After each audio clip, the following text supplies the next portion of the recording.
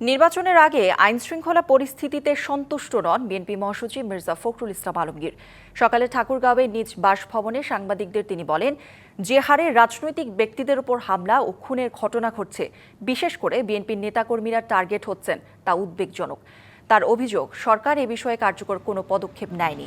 একটি গ্রহণযোগ্য ও অংশগ্রহণমূলক নির্বাচনের জন্য সবার আগে আইনশৃঙ্খলা পরিস্থিতির উন্নয়নে জোর দেন ফখরুল। এছাড়া বিশ্ববিদ্যালয়ের ছাত্র সংসদ নির্বাচন কখনোই জাতীয় নির্বাচনে প্রভাব ফেলে না বলেও মনে করেন তিনি।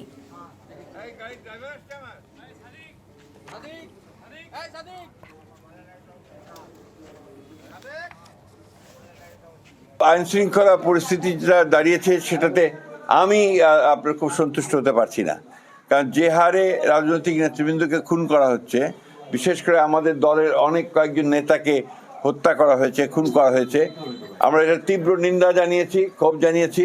কিন্তু সরকারের তরফ থেকে সেই ধরনের যে একটা ইফেক্টিভ ব্যবস্থা সেটা কিন্তু গ্রহণ করা হয়নি। নতুন এবং ফিরে আসা গ্রাহকদের জন্য নগদে চলছে ক্যাশব্যাক সহ প্রতিদিন হাজারো উপহার জেতার সুযোগ। হবে আশা আর ফেরা, সারপ্রাইজ সেরা।